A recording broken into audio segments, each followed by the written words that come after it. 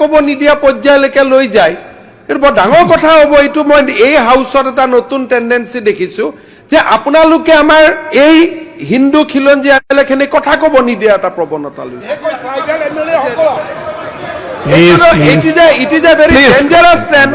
আৰু যদি আপোনালোকে কয় যে এই ট্ৰেন্ডটোৰ বিৰুদ্ধেও আমি হাউসত যুঁজিব লাগিব এটো ডাঙৰ ঘটনা হ'ব আৰু it will send A message outside তেখেতে ভুবন পেগুৱে যদি এটাও নিজৰ কথা কৈছে তেওঁক ধৰক these are answered given by the honorable members of the Congress party in this Assam Assembly.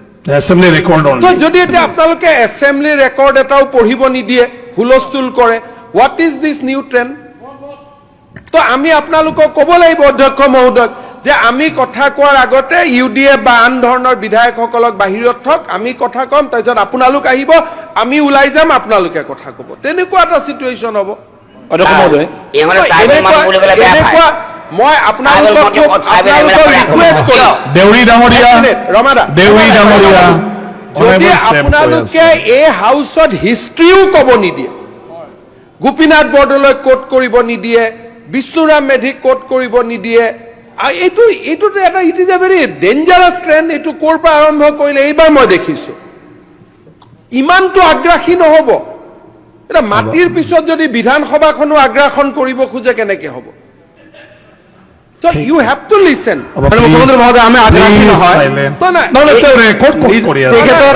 তেখেতৰ ৰিপোৰ্ট হিসাবে আমি নিজৰ ৰাষ্ট্ৰতে নহয় আপোনালোকে চক নিজৰ ৰাষ্ট্ৰতে যদি এক জিলাৰ পৰা আন জিলালৈকে আহিছে গণনাটো পজিটিভলি কৰক নহয় 1930 আপুনি নতুন কথা কি উলিয়াই আছে কিন্তু নিজৰ জিলাৰ পৰা নিজৰ জিলাত যাব নোৱাৰে আসাম এছেম্বলিত ল আছে ট্ৰাইবেল বেল্ট এণ্ড ব্লকত আপুনি যাব নোৱাৰে বুলি আপোনালোকে এই ধৰণৰ অদ্ভুত কথা ক'লে অসমখন জ্বলি থাকিব না মাজুলী যে ট্ৰাইবেল বেল্ট মাজুলী প্ৰটেক্ট কৰক আমি বিচাৰো পঢ়াই নাই এখন মাজুলীৰ লগত ৰিলেটেড নহয় মাজুলী পৰ্চনটো মই উঠাই দিলো উই আৰ নাও talking about iconic structure chapter 12 of the Assam land revenue regulation act আৰু তেওঁ পটভূমিটো কৈ আছে যে কিয় সেকশন 12 বানিবলগীয়া হ'ল আৰু আপোনালোকেতো কথাখিনি শুনিব লাগিব এইখন হাউসত বহি যদি গোপীনাথ বৰদলৈ স্টেটমেন্ট শুনিব বেয়া পায় বিমলা প্ৰসাদ চলিহা স্টেটমেন্ট শুনিব বেয়া পায় শৰৎ সংঘৰ স্টেটমেন্ট শুনিব বেয়া পায়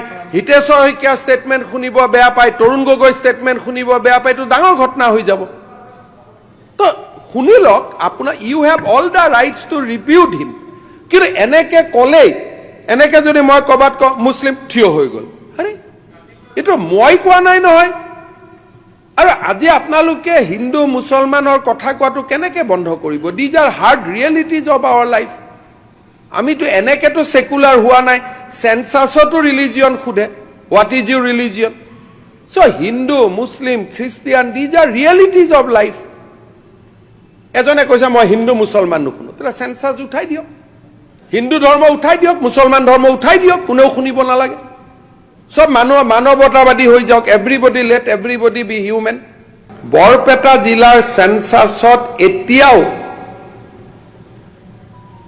কমুৱা মুছলমান সকলে মাতৃভাষা অসমীয়া বুলি নিলিখে লেটাত নট মিষ্টেকেন ইট আব্দুল খালেকে লিখা নাই বেলেগ কথা বাদ দিয়ক কংগ্ৰেছ দলৰ সাংসদ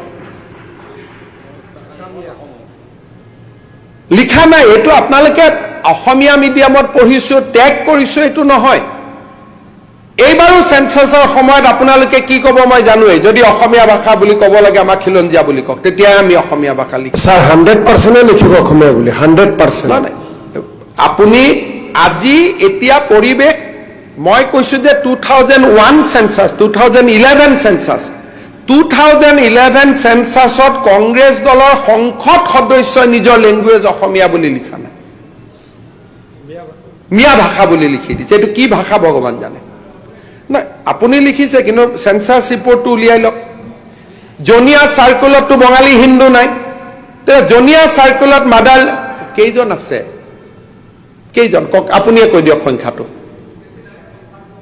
কিমান বাকি তো গোটেই না কিমান আছে কৈ দিয়ক আপুনি জনিয়া সাৰ্কুলত বঙালী হিন্দু 2-3 হাজাৰ হ'ব বাস কিন্তু মাতৃভাষা বঙালী বুলি কোৱা মানুহৰ সংখ্যা বহুত বেছি তাৰ মানে এতিয়া যিখিনি অসমীয়া লিখিছে সেইখিনি আমি মই কৈ আপোনাক যিখিনি অসমীয়া লিখিছে আপুনি ধন্যবাদ।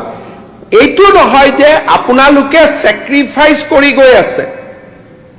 ইট ইজ এ ৰং ষ্টেটমেণ্ট, কাৰণ আজিলৈকে অসমীয়া শব্দটো এতিয়ালৈকে তাত গ্ৰহণীয় হোৱা নাই। হ'ব হয়তো, আজি জাকিৰ হুছেইন খণ্ড ডাঙৰ চিকদা ডাঙৰীয়াই কৈছে যে এইটো আমি কৰিম, যেতিয়া কৰিম তেতিয়া বেলেগ কথা।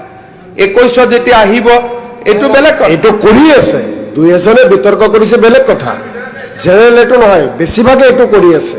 নহয়, ষ্টেটিষ্টিকে এইটো আৰু নকয়। যেতিয়া এইটো লৈ বিতৰ্ক হ'ব, যেতিয়া কথা পাতিম তেতিয়া বহলাই ক'ম যে কিছু সংখ্যা কিয় আহিছে। ঠিক আছে। যিসকলে চেঞ্চাছত অফিচাৰ যায়, বহু মানুহক বুজাবলৈ অসুবিধা হয়, ভুলত এইটো কৰে, কিন্তু মনে প্ৰাণে সকলে অসমীয়া ভাষা ভাল পায়, কয় আৰু আহি থকা দিনত ক'ব।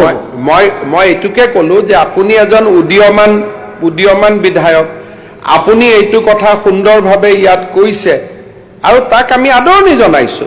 কিন্তু যিটো পুৰণা কথা ক'লে যে পুৰণা দিনত আমি এনেকে থাকিম বুলি কৈ আছিলো, আপুনি সেইকেইজন মানুহৰ কথা ক'লে যোনে অসমৰ লগত থাকিম বুলি ক'লে, কিন্তু অসমৰ লগত নাথাকা আন্দোলন কৰা মানুহখিনি কোন আছে? অসমত মুছলিম লীগ কোনে গঠন কৰিছিল? লড়কে লুংগা পাকিস্তান কোনে কৈছিল? সেইবিলাক কোৱা মানুহটোতো এইটো আপোনালোকৰ কমিউনিটিৰ পৰাই ওলোৱা মানুহ নাই। ক'ত গ'ল? ভাসানী চাহাব গৈ পেলাই বাংলাদেশে তেওঁ সন্মানেই নিদিলে। আপুনি হিষ্ট্ৰী চাব, ভাসানীয়ে ইয়াত হুলস্থুল লগাই বাংলাদেশত গ'ল, বাংলাদেশে গুৰুত্বই নিদিলে। তেওঁ জীৱনৰ হিষ্ট্ৰী পঢ়িব, ভাসানীৰ জীৱনৰ শেষ সময়ছোৱা কিমান দুৰ্ভগীয়া সময়, নাম নিচানে নোহোৱা কৰি দিলে।